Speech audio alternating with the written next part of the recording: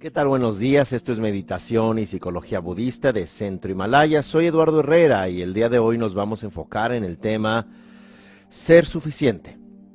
Y cuando hablamos de autosuficiencia, de ser suficiente, es importante entender que todo este proceso de construcción cognitiva no pasa necesariamente por algo llamémoslo racional.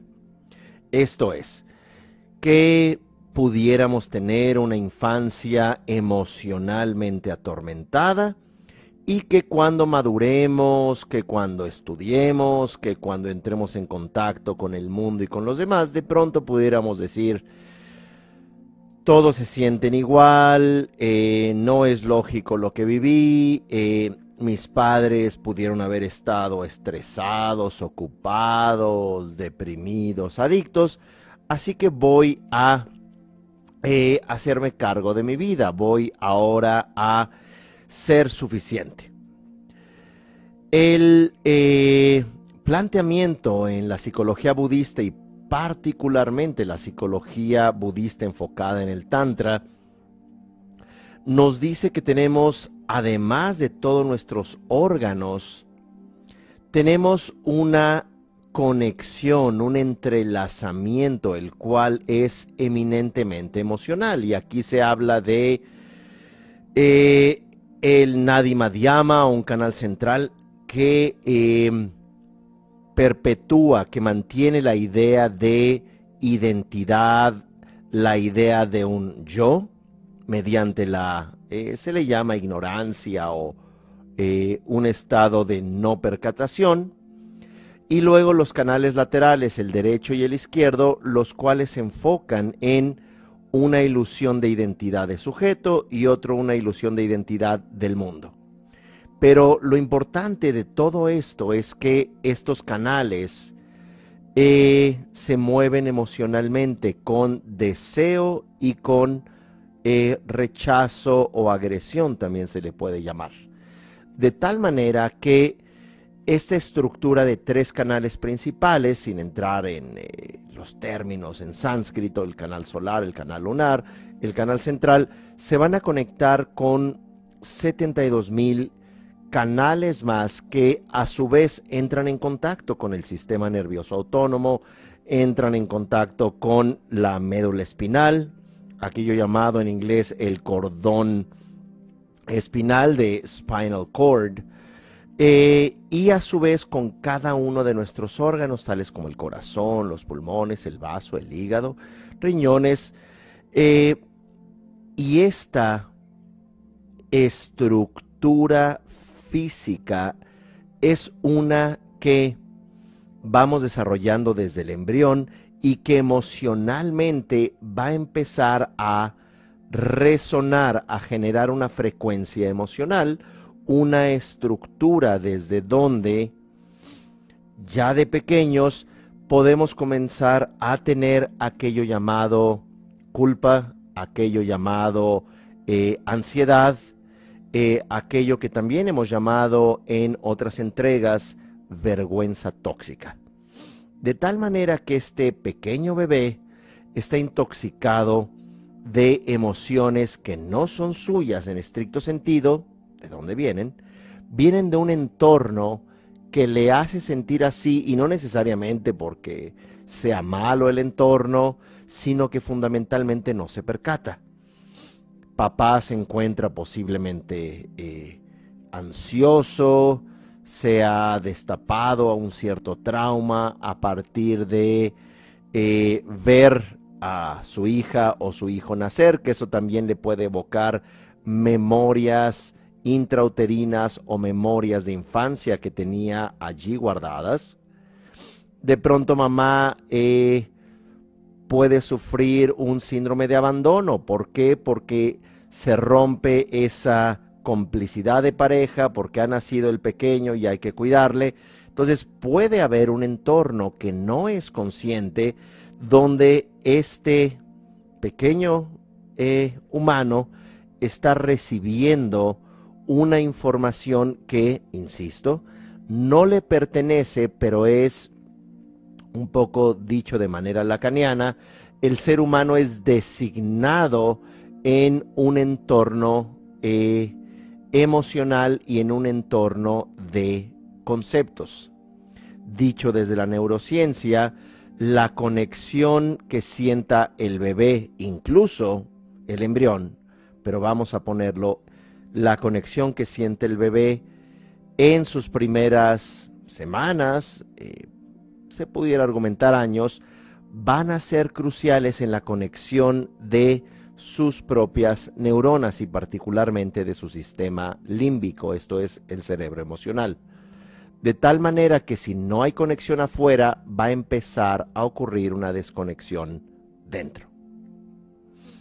Habiendo argumentado esto, que estas emociones, de acuerdo también a la psicología budista en su nivel de tantra, que estamos conectados emocionalmente por aquello llamado canales estructurales o nadis, canales sutiles, y estos canales sutiles llevan en sí una información eminentemente emocional, que si hablaríamos de manera un poco más técnica, vinculado a la psicología tántrica budista, diríamos que hay energías ascendentes, descendentes, unas que mantienen el calor en el cuerpo, otras que abarcan todo nuestro cuerpo en términos de motilidad o motricidad, y hay un prana o una energía adicional que sustenta nuestra vida.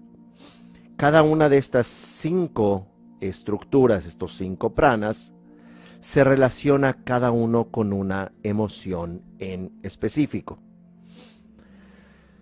Sin entrar en mayor detalle, o simplemente lo menciono de manera breve. El prana descendente tiene que ver con la envidia. El prana igualador que genera calor o mora en el fuego tiene que ver con la arrogancia. El prana ascendente tiene que ver con el deseo obsesivo. El prana que todo lo abarca tiene que ver con aquel que sustenta la vida. El prana que todo lo abarca tiene que ver con la agresión. Déjenme ver. No, el prana que todo lo abarca tiene que ver con la ignorancia. Y finalmente, el prana que sustenta la vida tiene que ver con la ignorancia.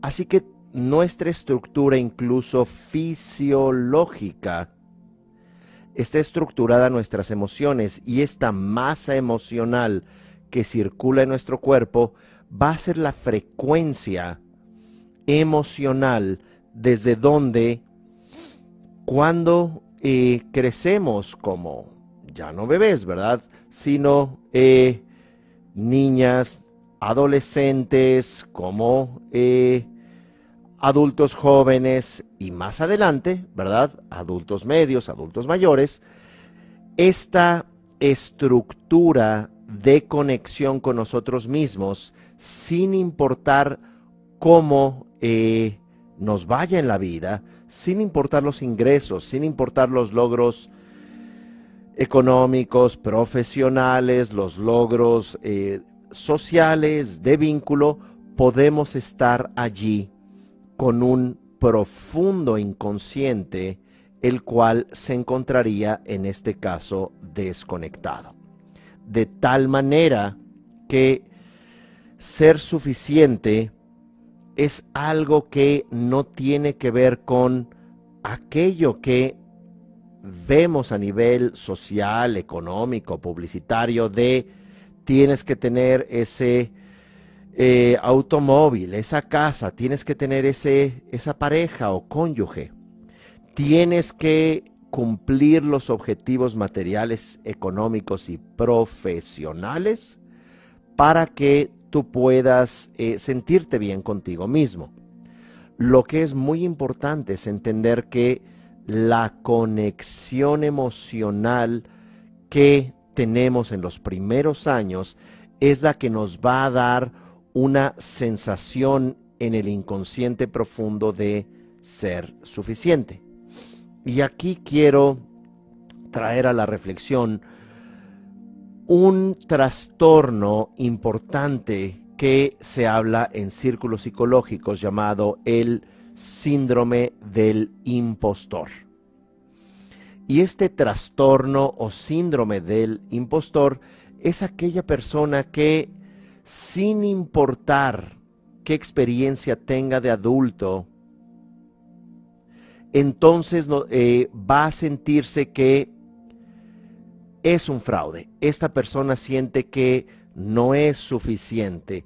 No importa si de pronto tiene éxito profesional o éxito social, no importa si su vida es bastante funcional, vive con un secreto que se siente en sí misma un fraude. Y hay una investigación interesante hecha por el Instituto de Trauma y Ansiedad de la Universidad de Boston, conducido por Ellen Hendrickson, donde del 25 al 30% de los adultos con grandes logros, digamos que una tercera parte de adultos que se pudiera considerar exitosos, sufren de ese síndrome del impostor.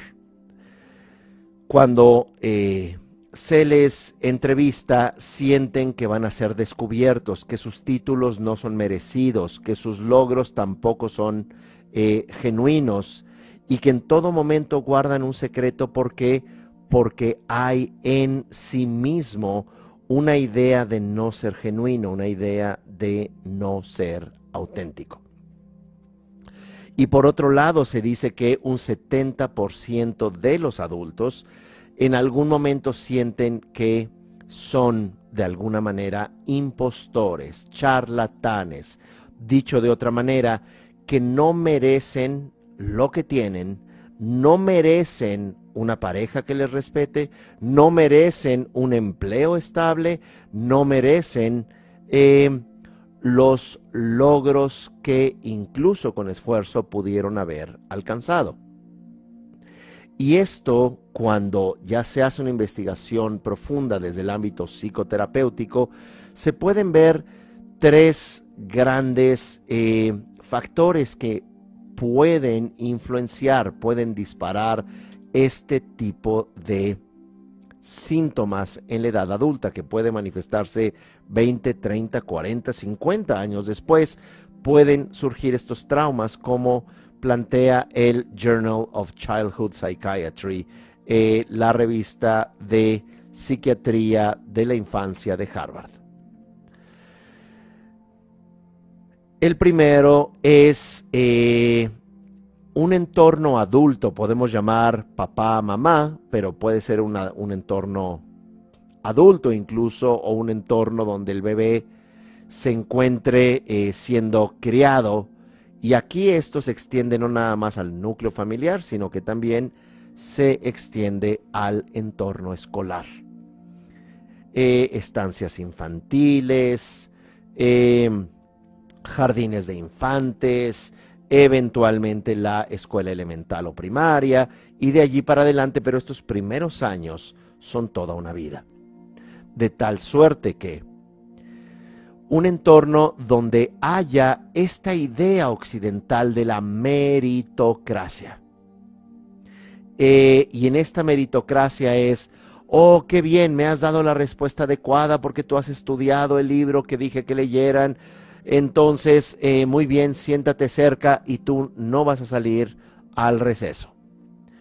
O que de pronto papá y mamá digan: ahora se van a sentar conmigo cerca en la butaca del cine porque son personas o niños o niñas lindas, porque me han escuchado y les he dicho que se callen y se han callado. Les he dicho que dejen de mirar su tablet y lo han hecho cuando lo ordeno. Entonces, en esta meritocracia empezamos a ver un sistema de represión, ¿verdad? Un nivel desde donde se le da a esta niña o niño una experiencia de inadecuación, de no ser suficiente, de tener que someterse, y que cuando te sometes, entonces vas a ser aceptado.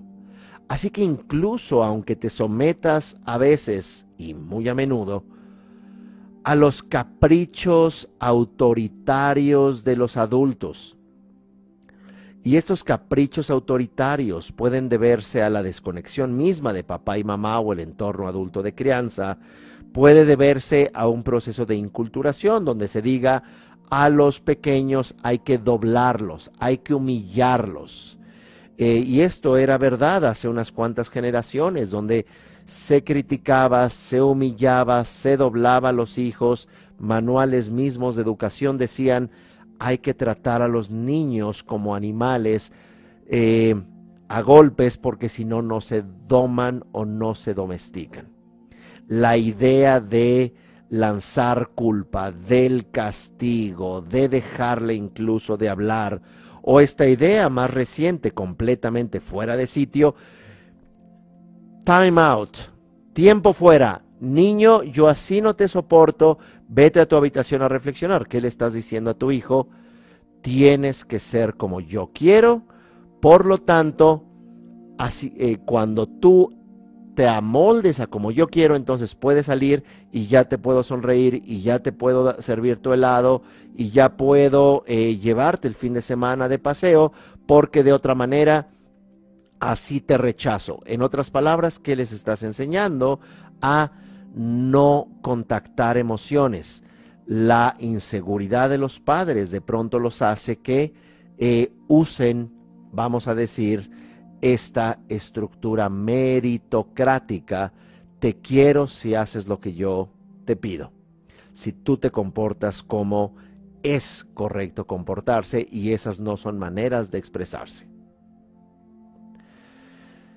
Así que en esta meritocracia es bastante común que los padres pongan a competir a sus hijos, lo mismo que esta tonta idea del aula de la educación, donde, ay, ¿y quién va a recibir un premio? ¿Y quién va a recibir un punto extra? ¿Y quién es? Mira, qué inteligente. Mira, allá que por favor se sienten los que no atienden, y acá se sientan los que son aplicados, los que son más listos.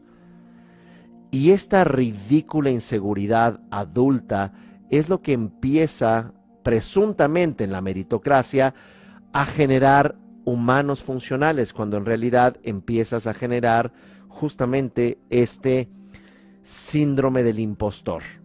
No importa que yo haga esa tarea, no importa, pero yo no me siento contento, yo no me siento suficiente. Así que a grandes rasgos, esa es la primera causa o un disparador importante del síndrome o trastorno del impostor. Esto es, que no nos sentimos suficiente. 2, una constante crítica por parte de los padres. Constantemente educan a los pequeños con crítica. No lo has hecho bien, lo puedes hacer mejor. Recuerda que en esta familia nosotros no fallamos, no te dejes. Ve y pégale a ese niño. Es más, mañana vas a entrar a ese curso de artes marciales, porque aquí no fracasamos. Tú llevas mi apellido y nosotros siempre nos... Entonces empieza con esta crítica a sentirse ese niño, esa niña, que tiene que desconectarse de su sentir para fungir estas expectativas, y aunque las pudiera llevar a cabo, aunque pudiera cubrir estas expectativas, va a sentirse que su parte íntima, su parte más emocional, esta estructura de la cual comencé a hablar en esta entrega, esta estructura de conectar sentimientos, el de sentirnos genuinos, el de echar a andar nuestra creatividad, el empoderarnos, el contactar sentimientos, el que podamos comunicar y el que podamos nosotros crear, se ve coaccionado, se ve limitado. ¿Por qué? Porque el temor del entorno adulto de crianza va a rompernos, porque allí se sabe qué es lo bueno. Así que el padre arquitecto enseña a su hijo a ser arquitecto, ¿verdad? Así que la madre juez va a hacer que su hija sea abogada. De tal manera que muy a menudo se escucha esta idea que los hijos van a cubrir los deseos frustrados de sus padres, pero cuando hablamos de esto no son deseos frustrados profesionales, como también aquí nos referimos a estas emociones truncadas, estas emociones mancilladas, estas emociones desde donde incluso los padres, con base en su trauma, lo transmiten inconscientemente a sus hijos.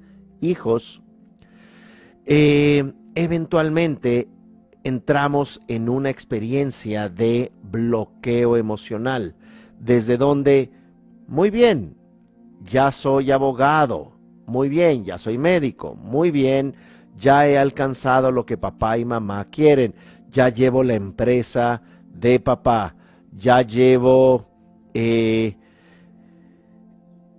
negocio familiar, ya estoy haciendo lo que posiblemente mamá o papá no pudieron hacer. Sin embargo, no me siento suficiente. Así que este síndrome del impostor, este síndrome de insuficiencia existencial, es lo que nos lleva de manera constante a una ansiedad de existir. Así que he hablado de dos elementos, de tres que se habla en círculos psicoterapéuticos como causa del síndrome del impostor. Número 1, meritocracia. Número 2, constante crítica de los padres. Número 3, constantes elogios. Ay, es que mi hija y mi hijo son los mejores, son extraordinarios, no hay nadie como ellos. Entonces de pronto, si es hija o hijo único, entonces llega la visita a la casa, es que mi hija y mi hijo estornudó, pero si escucharas qué lindo estornuda el niño, y si vieras, se lanzó del columpio y tan lindo, es que hasta los columpios suenan distinto cuando mi hijito está allí arriba, pues de pronto el niño se siente ridículo. O peor aún, ya si este pequeño tiene otros hermanos y por la misma desconexión de los padres, estos comienzan a tomar favoritos. Este es mi hijo favorito, entonces comienzan otros síndromes como el de exclusión. Pero lo que es interesante es que este hijo o hija favorita se siente culpable, se siente en deuda con sus demás hermanos por siempre estar a un lado de papi, por siempre sentarse en el asiento del copiloto o a un lado del conductor y manda a mamá atrás o a los hermanos atrás. O que se empiece a generar mayor comunicación de mamá o papá a un hijo en particular. Es allí donde también podemos generar este síndrome del impostor. Tú sientes, no, yo también me equivoco, mira, no, yo también soy una persona ordinaria, mira, pero no, las proyecciones de mamá y o papá o el adulto de crianza es que uno empieza a no sentirse auténtico, uno comienza a sentir que está fuera de sitio. Y en una pregunta en estricto sentido, ¿cuál sería un sitio adecuado? Si bien la pregunta puede ser compleja y la respuesta se extendería para muchas entregas, pudiéramos decir que es importante permitir a los pequeños a autorregularse. Es siempre fundamental generar un ejemplo de verdad en el entorno familiar, de equidad, un entorno de causa y efecto. Mira, has hecho esto, esto tiene consecuencias y ¿por qué no las reflexionamos? Por otro lado, si tienes tus sentimientos, hablemos de tus sentimientos, pero no es forma que tomes la cuchara y la lances en la mesa. ¿Quieres hablar al respecto en lugar de que el padre se sienta amenazado y ya no, dices tú tomas la cuchara, yo tomo el cinturón o la correa, como le dicen en otros países, y vas a ver quién tiene más fuerza? De tal manera que para generar una experiencia de merecimiento en la vida, una experiencia de suficiencia, de ser suficiente, necesitamos entrar en un proceso de autorregulación.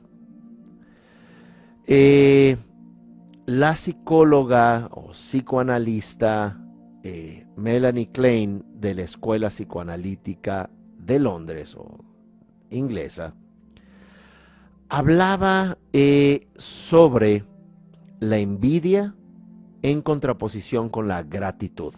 Y aunque es un nivel complejo, ya saben, eran los albores del siglo pasado y había que hablar de cosas muy complejas, y más si eras francés como Jacques Lacan. Bueno, entonces tenías que poner los matemas y el principio de represión y el yo ideal y todo esto sin explicarlo en ocasiones de manera muy simple o un concepto que fuese más práctico. No obstante, esta envidia que hablaba Klein con todo un principio psicoanalítico de represión y desarrollo de fases psíquicas, para ponerlo simple, es que este pequeño se siente que no merece y que el mundo no le ha dado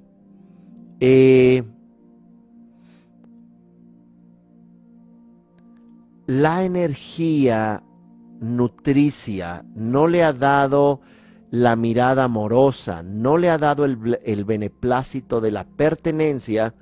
Por lo tanto, se genera esto que ella llama de forma simple envidia, desde donde sientes que todos afuera tienen algo que se merecen y tú no lo obtienes, o si lo tienes no te sabe.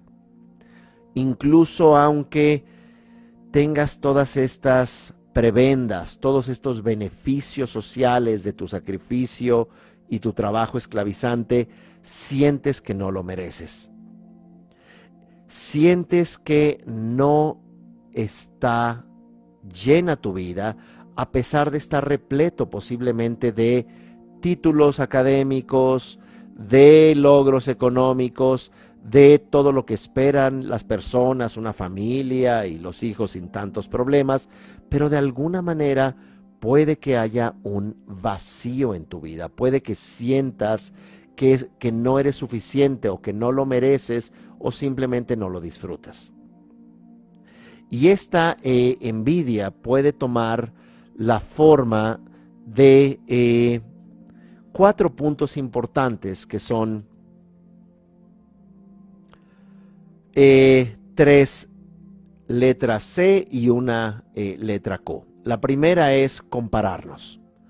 Todo el tiempo, y algo que hace que constantemente nos sintamos insuficientes, que nos sintamos que no somos capaces, es compararnos.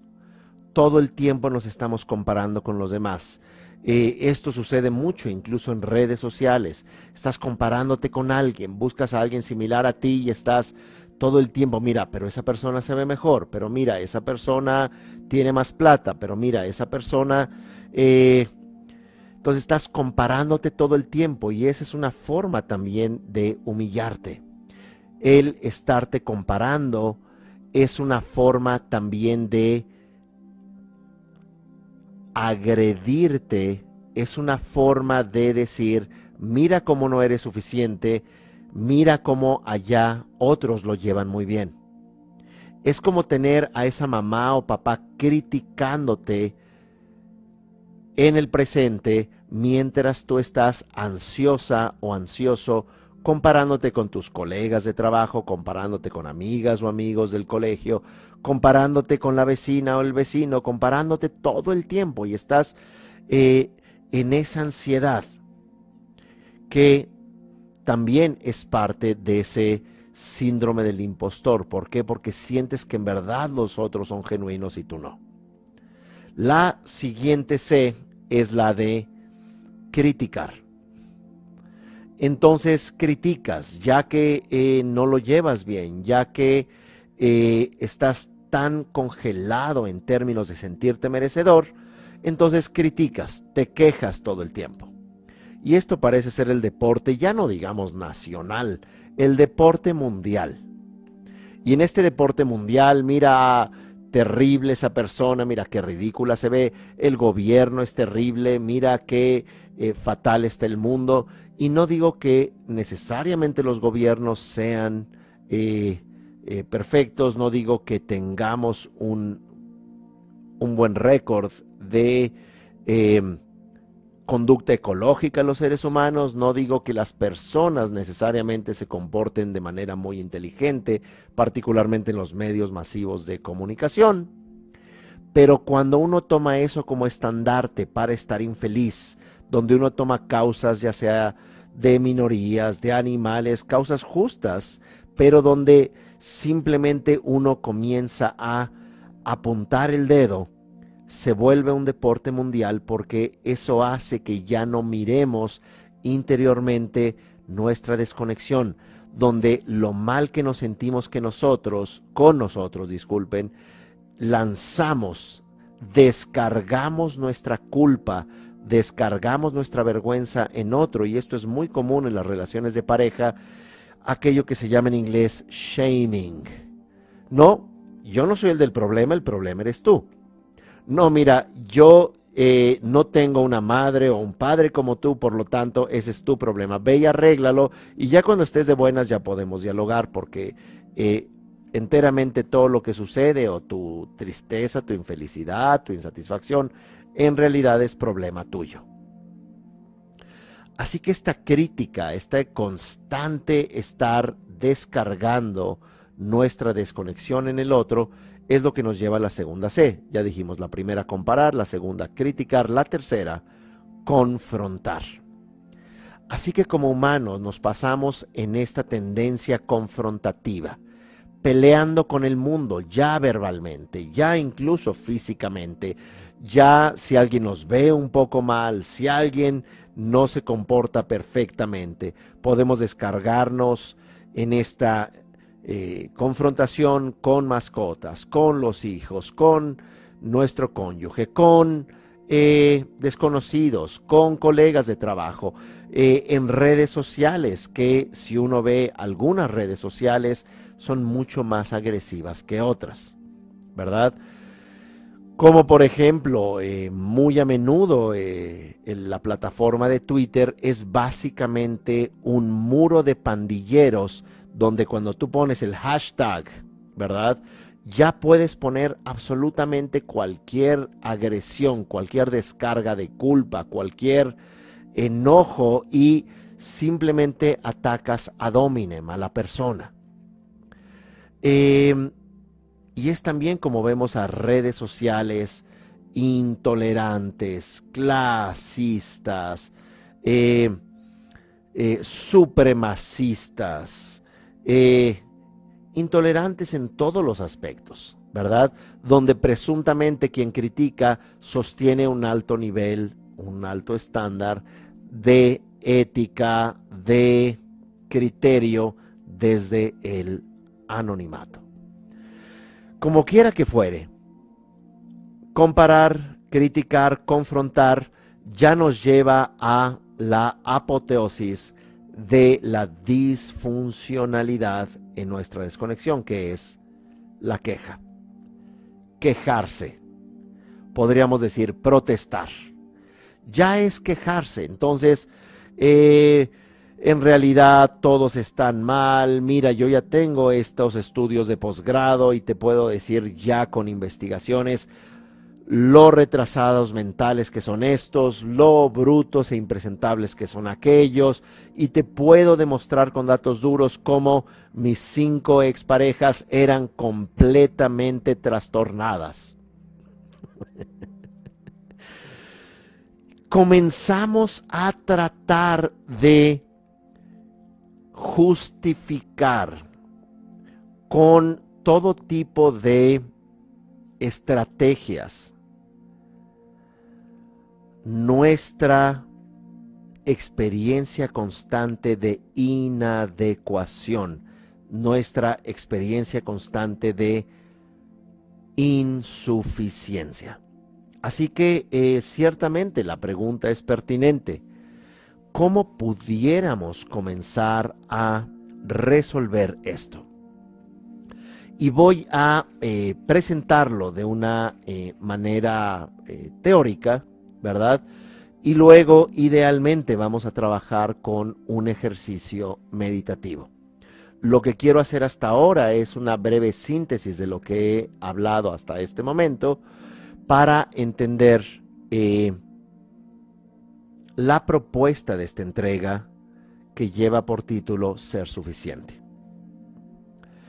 Comenzamos a hablar de nuestra estructura emocional, que de acuerdo a la psicología budista en su dimensión tántrica, no nada más tenemos un cuerpo, sino que también tenemos una estructura llamada Nadi Prana, y esta estructura Nadi Prana, Tsa Lung en tibetano, es una estructura desde donde las emociones se esparcen por todo nuestro cuerpo, desde el canal central hasta los canales laterales, y así crean conexión con 72,000 nadis o canales sutiles, que son la frecuencia de nuestras emociones.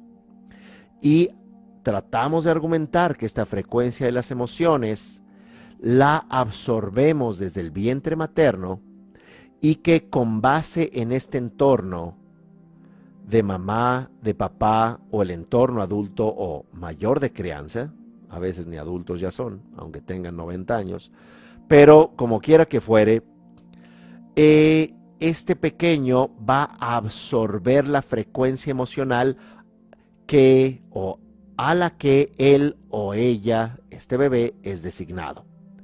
Así que si hay un entorno de desconexión, de culpa, de vergüenza, de violencia física, de violencia verbal, de violencia sexual, esto va a ser una frecuencia que integramos como una identidad y que se trató de argumentar con base en algunos estudios médicos de cómo los traumas, incluso en el vientre materno o en los primeros años, se van a volver un programa, se van a volver una estructura que se va a sintomatizar incluso décadas después a manera de enfermedades o ya trastornos psicológicos.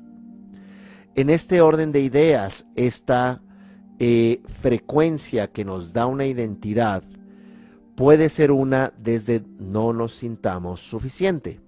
Tratamos de argumentar 3 puntos fundamentales que, de acuerdo a círculos psicoterapéuticos, pueden disparar este síndrome del impostor, este trastorno del impostor, donde básicamente nos sentimos impostores, sentimos básicamente que no nos merecemos las cosas. De tal suerte que estos 3 puntos eran: el primero, meritocracia, donde esta sociedad nos quiere hacer perfectos, de notas sobresalientes, ¿verdad? Y si no tienes notas sobresalientes, si no tienes la calificación de A más o 10 o como quiera que sea la calificación escolar, entonces eres un humano de segunda clase. Lo mismo que si no tienes la apariencia, si no tienes los recursos, si no tienes la pertenencia, entonces de alguna manera la sociedad te dice: tú solo vales esto o aquello. Meritocracia número 1. Segundo, una constante crítica por parte del entorno adulto de crianza. Mira, lo haces mal, mira, no funcionas, mira, esto está equivocado, tienes que ser como tu madre, tienes que ser como tu padre. Humillando, doblando constantemente a los pequeños como si en realidad estuvieran compitiendo con nosotros. Y esta inseguridad adulta es lo que hace que no entendamos que el pequeño quiere explorar sus emociones, quiere probar límites y lo que también quiere saber es si está en un entorno estable, que claramente, muy a menudo, no es el caso. Crítica constante. Y 3, elogio constante o favoritismo constante. Desde donde eres increíble, eres lo mejor, mira, mi hija es la más perfecta. Y es allí desde donde pueden haber estos trastornos del impostor. Argumentamos también que esto no únicamente ocurre a nivel familiar, sino también en el entorno escolar, desde donde es bastante común que maestras o maestros humillen constantemente a sus estudiantes, ¿verdad? Los pongan a competir en una meritocracia, les critiquen, elogien a otros. Y esto también hace que los entornos competitivos den paso a aquello llamado el abuso psicológico infantil, conocido por su término inglés, bullying.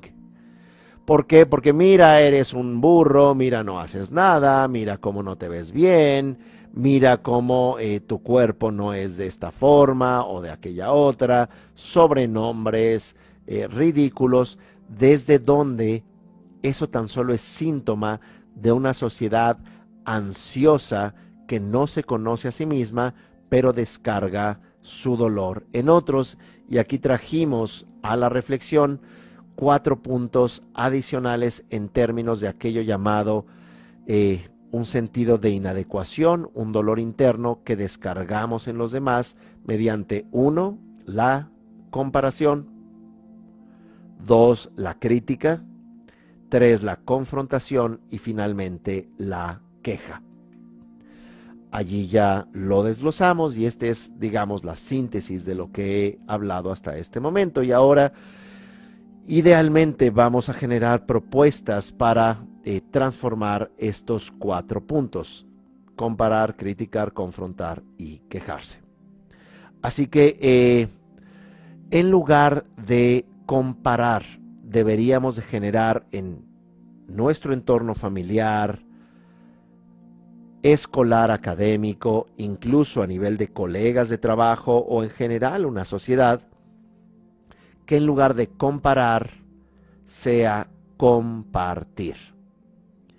Esto es, que compartamos, que podamos sentirnos todos parte de una humanidad o parte de un equipo. Aquello que se utiliza mucho en las empresas, donde van expertos, psicólogos, a hablar de trabajar en equipo, es que como estamos en una sociedad tan competitiva, tan de sobrevivencia del más fuerte, entre comillas, tan de todo se divide y no se multiplica.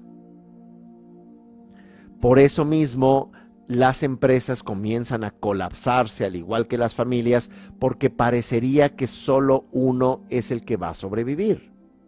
De tal manera que casi que se tiene que reeducar a la psique y particularmente las emociones de cada individuo para, en lugar de comparar, entremos en compartir. De tal manera que, como mencioné en la entrega que lleva por título Detrás de nuestra angustia, donde hablé del concepto de integración mediante este término, este neologismo, yosotros, yo y nosotros, en esta aparente contradicción que es: mientras que tú te tienes que cuidar, tú tienes que procurarte, también procuras a los demás y generas un sentido de pertenencia constructiva, y es a lo que me refiero con compartir en lugar de comparar. Segundo punto, en lugar de criticar, generas comprensión. ¿Por qué? Hay que preguntarnos, ¿por qué criticamos todo el tiempo a los demás? ¿Qué dolor tenemos literalmente en nuestro vientre? ¿Qué nos duele de que el otro exista, de que el otro sea feliz, de que tenga otra forma de pensar, otra forma de creer, otra forma de funcionar, que no necesariamente es igual a la tuya, pero cuando te abres a la comprensión del otro, donde comprender no significa hacer lo mismo, significa que comprendes y dices, ese es su nivel de construcción de realidad, esas son sus elecciones, esas son sus inclinaciones, esa es su disposición y está bien, yo tengo mi manera de funcionar y también es tan respetable como la del otro, en lugar de esta constante crítica, en lugar de este shaming, que es shaming, es avergonzar, y que es avergonzar a otro, es descargar tu propio dolor. Así que ya llevamos los dos antídotos, el de comparar es compartir, en lugar de criticar es comprensión. El tercero, en lugar de confrontar, coincidir. Y aquí para coincidir necesitamos dialogar. Para coincidir necesitamos mostrar ambos o todos los participantes nuestras cartas, incluso mostrar nuestra vulnerabilidad. Decir, acá estoy. Decir, esto me duele. Decir, siento que incluso no soy suficiente, o siento que a nivel, digamos, de pareja puede ser, no me siento seguro de esto. Siento incluso un miedo al abandono. Y por eso a veces me porto o me comporto un poco posesivo o posesiva. Y cuando abres, en lugar de esta querella, en lugar de esta confrontación, y quiero ver en este momento dónde estabas, comenzamos a coincidir, comenzamos a hablar, comenzamos a mostrar nuestra vulnerabilidad. Y aunque la respuesta para algunos sería, no soy tonto, ¿cómo voy a mostrar a mi adversario mi parte débil para que me haga pedazos? Entonces posiblemente debieras cuestionarte por qué te encuentras asociado, ya sea de manera profesional, laboral o incluso conyugal con alguien, el que va a humillarte y en el que no confías y en el que no puedes mostrar tu vulnerabilidad.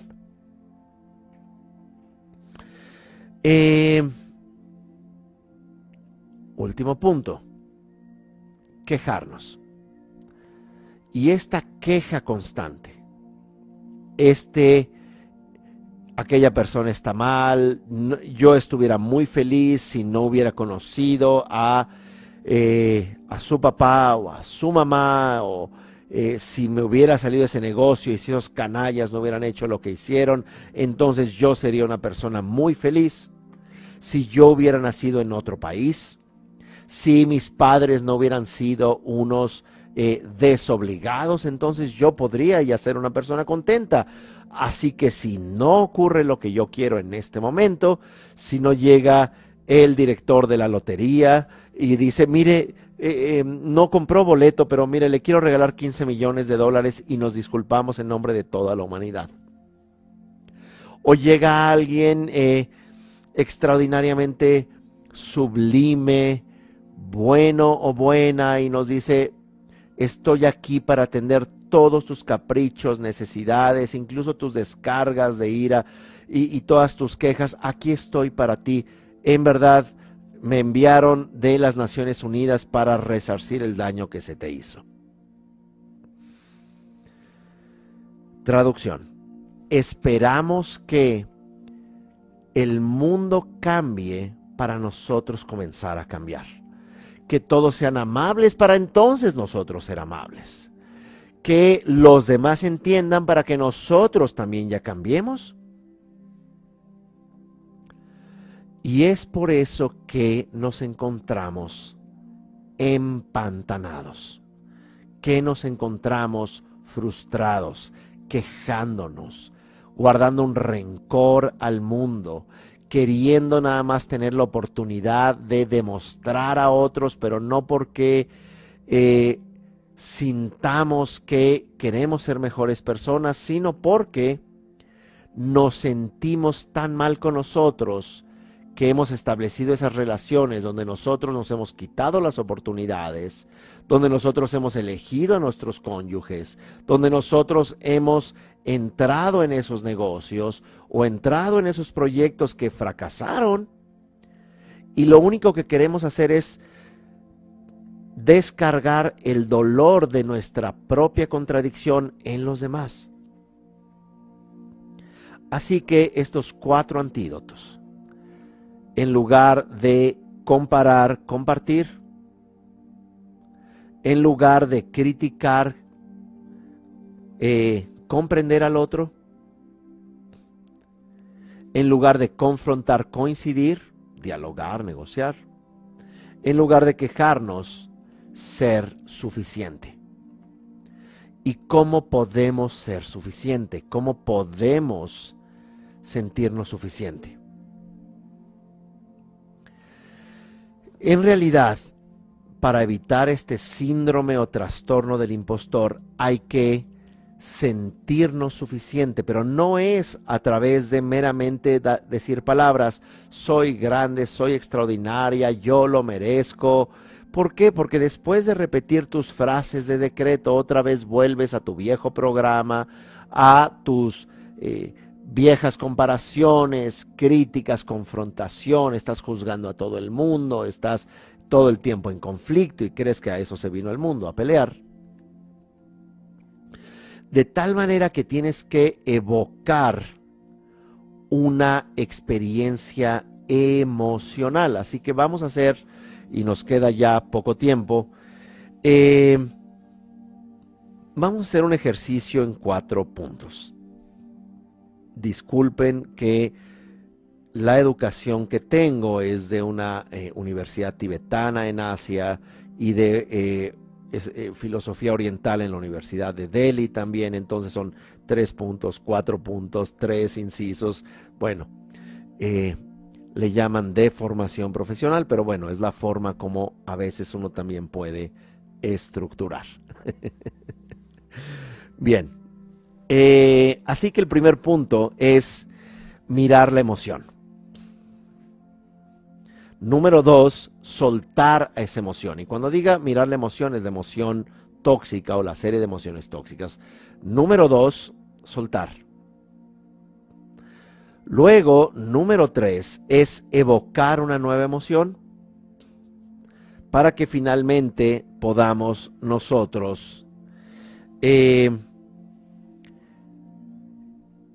experimentarla, podamos familiarizarnos. Bien, así que vamos a cerrar los ojos. Nos hacemos conscientes de la respiración.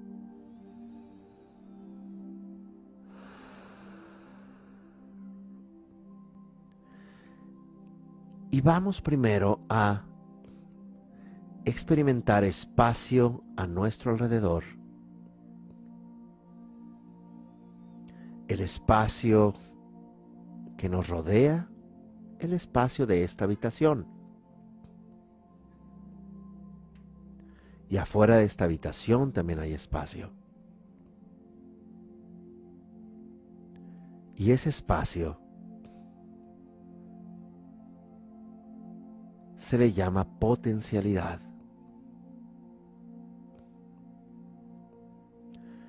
Y ahora también percibes el espacio dentro de todo tu cuerpo, dentro de tus facultades sensoriales,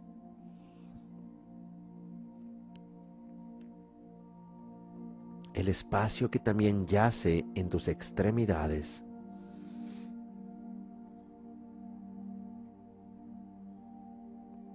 como cabeza, hombros, brazos, manos,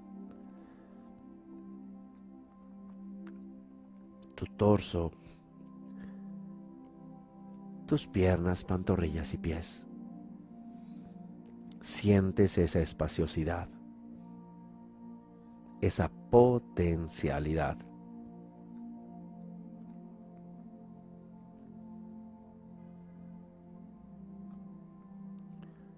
Y ahora también percibes espacio en tus canales de energía sutil.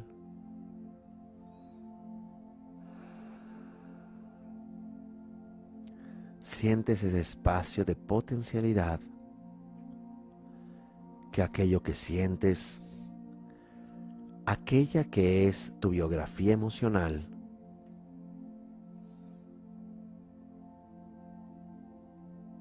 es solamente una estructura que ahora vamos a cambiar. Así que habiendo percibido este espacio de potencialidad fuera y dentro de ti, vamos a evocar esa emoción o serie de emociones que te mantienen estancado, enojada, frustrado. Y ya que las traigas a tu sensación, a tu mente, miren qué parte del cuerpo percibes esa frustración, esa angustia, ese rencor, incluso miedos. Y ya que sientes esa energía, vas a soltar en este segundo punto, soltar esta energía mediante la decisión si deseas seguir funcionando a través de esa frecuencia. Si ya no deseas funcionar mediante esa energía, haz que en ese espacio de potencialidad se disuelva, se transforme mediante el soltar. Suelta esa frecuencia que ya no te sirve.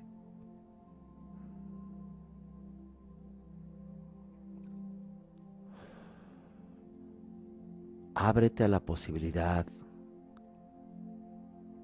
de soltar completamente esa serie de vibraciones electromagnéticas, ya que has decidido transformarla. El tercer punto es evocar una nueva frecuencia, una nueva estructura emocional. Así que piensa ahora, ¿qué deseas obtener? ¿Qué estado emocional deseas alcanzar? No importa si es un anhelo emocional o material, o profesional, vivencial o relacional, aquello que desees evocar, aquello que desees atraer. Y ahora genera esta emoción en todo tu cuerpo como si ya lo estuvieras viviendo.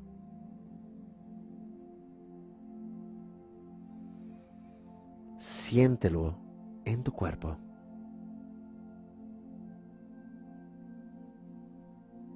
Siente toda esa aceptación, todo ese logro.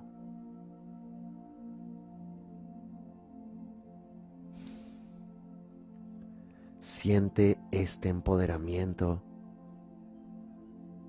mediante esta emoción que ahora inunda todo tu cuerpo.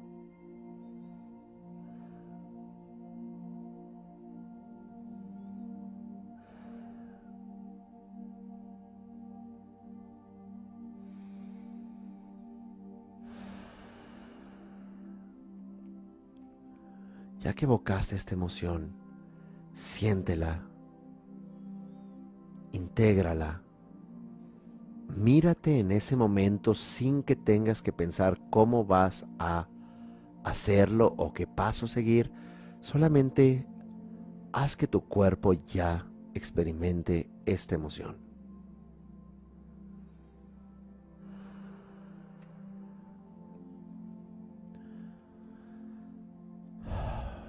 Para concluir, inhala profundamente, sostén el aire y lleva esta energía a la coronilla de tu cabeza.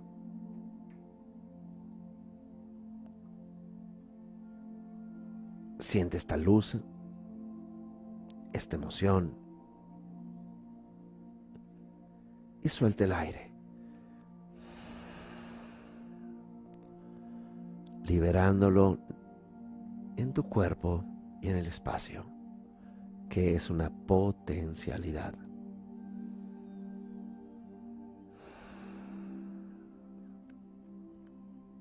Repites esta secuencia frecuentemente, idealmente en la mañana y en la noche.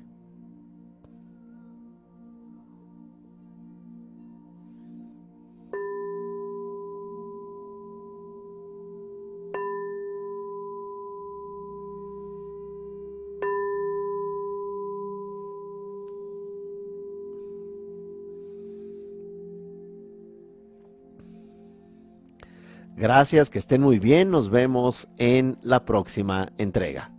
Hasta pronto.